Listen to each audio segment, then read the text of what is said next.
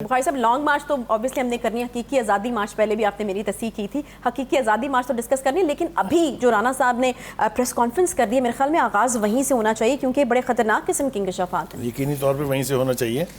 اور وہ کہتے ہیں نا کہ وہ رنگے ہاتھوں پکڑے جانا، جس طریقے سے وہ رنگے ہاتھوں پکڑے گئے ہیں، اس لیے کہ انہوں نے چیلنج بھی کر دیا ہے کہ یہ آواز جو ہے اس کا فرانزک کرا لیں، یہ اوریجنلی گنڈا پور کی ہے۔ میں اس کے اوپر بعد میں آتا ہوں، لیکن میرے خیال سے تھوڑا سا ہم کل کی جو گفتگو تھی ہماری جس میں ہم نے مافیا اور ڈانس کا ذکر کیا تھا، اس کو تھوڑا سا آگے لے کے چلتے ہیں، ذرا پاکستان کے کانٹیکس میں دیکھتے ہیں کہ یہاں کب کب مافیا ڈانز رہے ہیں اور کیا کیا ہوتا رہا ہے ان کے تحت۔ میں نام لینا نہیں چاہتا ہوں کیونکہ ویسے بھی ان کا نام لینا منع ہے، لیکن آپ سمجھ رہی ہیں میرا اشارہ کس طرف ہے، اور ہمارے ناظرین جو ہیں وہ بھی سمجھتے ہیں۔ لیکن میں ان کے ایک کریکٹر کا حوالہ ضرور دینا چاہتا ہوں، اس کا نام تھا سولت مرزا، اور اگر یاد ہو تو ان سولت مرزا صاحب نے، جو کہ ان کے کلر گینگ کا سربراہ تھا، انہوں نے پھانسی پر چڑھنے سے پہلے درخواست کی تھی خاص طور سے، یعنی عسکری قیادت کو بھی، کہ جی میں کچھ انکشافات کرنا چاہتا ہوں۔ تو ان کا ایک بڑا طویل انٹرویو جو ہے، جو بعد میں ٹیلی ویژن کے اوپر دکھایا گیا تھا، گھنٹوں پر مبنی تھا وہ، لیکن اس کا ایڈیٹڈ ورژن تھا وہ 1.5 گھنٹے کا۔ اس میں انہوں نے بتایا تھا کہ کس طرح مجھے کہاں سے ہدایت ملتی تھی، کون مجھے چلاتا تھا، کہاں سے مجھے اسلحہ ملتا تھا، کہاں سے مجھے فنڈز ملتے تھے، وغیرہ وغیرہ۔ ابھی تو ہم نے سانس لیا تھا وہ مشکل، اس قسم کے فتنوں سے نجات جب ملی ہمیں، ایک پارٹی کے ایک حصے کو بین کرنا پڑا، وغیرہ وغیرہ سب کچھ، لیکن اب ہم اسی طرح کی بازگشت پھر سن رہے ہیں۔ بخاری صاحب آپ کو لگتا ہے یہ دونوں سچویشنز کو یعنی آپ کمپیئر کر رہے ہیں؟ وہیں لانا چاہ رہا ہوں، میں کوشش کروں گا لانے کی، اگر آپ کو کنونس میں کر پایا، کیونکہ آپ کو میں نے کنونس کیا تو تبھی باہر کے لوگ بھی کنونس ہوں گے، آپ سمجھ رہی ہیں نا میری بات؟ صحیح ہو گیا جی۔ ہاں، گزارش یہ ہے کہ یہ جو ویڈیو لیک ہم نے، آڈیو لیک ہم نے جو سنی ہے، اس کے کانٹینٹس ڈرا دینے والے بھی ہیں، دھمکا دینے والے بھی ہیں، اور جس سمت میں اشارہ کر رہے ہیں، میرے خیال سے رانا ثناء اللہ صاحب نے بڑی سکون اور بڑے اطمینان اور تحمل سے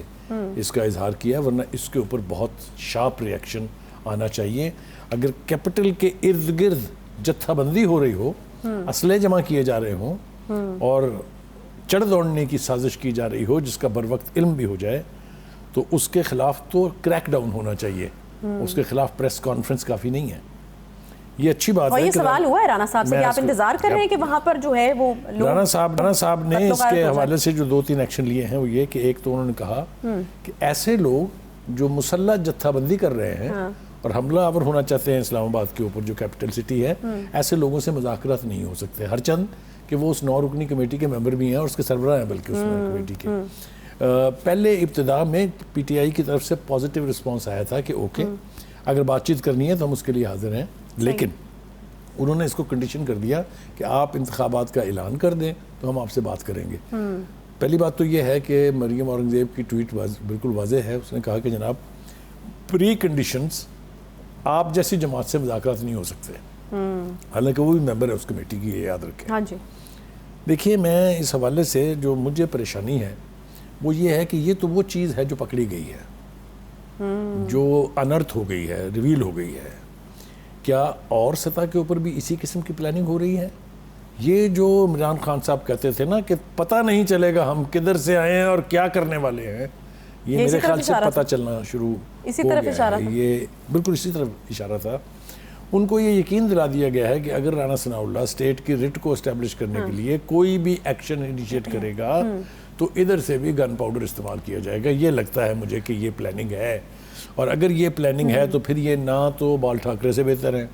نہ یہ دنیا کے کسی بھی اس مافیا ڈان سے بہتر ہیں جو لوگوں کی زندگیوں سے کھیل کے اپنے اقتدار کو چول دینا چاہتے ہیں۔ دنیا کی جو تاریخ ہے وہ بھری پڑی ہے ایسی مثالوں سے، لیکن ان کا انجام شاید کوئی ذہن میں رکھنا نہیں چاہتا، یا شاید بھول جاتے ہیں کہ کسی بھی ایسے بندے کا جس نے زور بازو سے، جس نے گن سے اقتدار پر قبضہ کرنے کی کوشش کی ہے، اس کا نتیجہ پھر کیا ہوا ہے۔ میں اس وقت، میرا مقصد ڈرانا نہیں ہے، میرا مقصد صرف وارن کرنا ہے